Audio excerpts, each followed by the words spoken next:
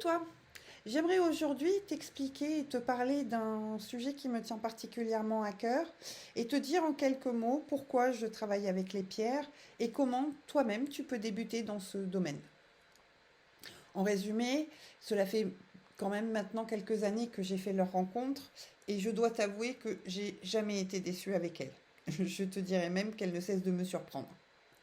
Véritable soutien au travail que j'entreprends avec mes clients, les pierres se révèlent être de véritables compagnes de cheminement.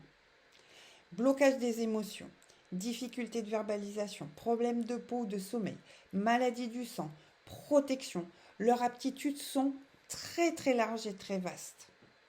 Alors, ce qu'il faut savoir, c'est que, bien sûr, elles ne vont pas se substituer à toi pour faire le travail. Et jamais elles ne se substitueront à un traitement médical. Ce n'est pas leur fonction.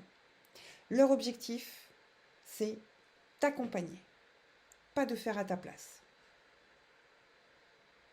J'ai la chance de savoir quasiment à coup sûr quelle pierre est faite pour toi et pourquoi. C'est pour cette raison que je fais cadeau à mes clients d'une pierre qui viendra les soutenir dans les changements qu'ils veulent voir s'opérer. Alors, comment toi, aujourd'hui, tu peux choisir la pierre ou les pierres qui sont faites pour toi? Je te donne deux méthodes. La première, tu sais exactement ce sur quoi tu dois travailler. Et la seconde, tu décides de te laisser guider par les pierres. Il n'y a pas de bonne ou de mauvaise méthode. Laisse-toi guider.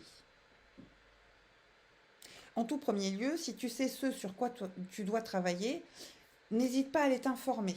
Tu trouveras en ligne multitude de sites très sérieux pour te conseiller. Personnellement, j'ai ma petite Bible, euh, c'est le livre de J.M. Garnier, Propriétés énergétiques des pierres et cristaux. Pierre par pierre, tout y est expliqué. On te donne les propriétés de chaque pierre. Et ce que j'apprécie particulièrement, c'est la référence au chakra sur lequel la pierre travaille. Non négligeable non plus, tu trouveras à la fin un index des déséquilibres qui te renvoie à la pierre à utiliser. Si tu décides de te laisser guider par les pierres, rien de plus facile. Tu cherches une boutique de lithothérapie et surtout, tu prends ton temps. Tu entres dans la boutique et tu te laisses guider par les couleurs, les formes, les sensations que tu peux ressentir. Ne réfléchis pas. Prends les pierres dans ta main. Laisse tes ressentis s'exprimer. Ne te demande pas si tu es sur la bonne voie ou pas. Je suis certaine que tu vas être attiré par une pierre ou plusieurs. La rencontre se fera.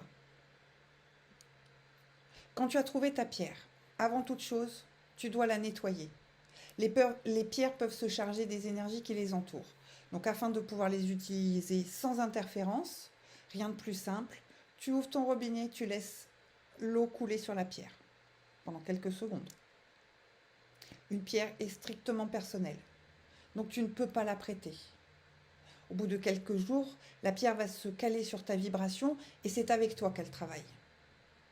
Pour recharger tes pierres, tu les nettoies comme je te l'ai expliqué précédemment et tu les mets sur le rebord de ta fenêtre un soir de pleine lune.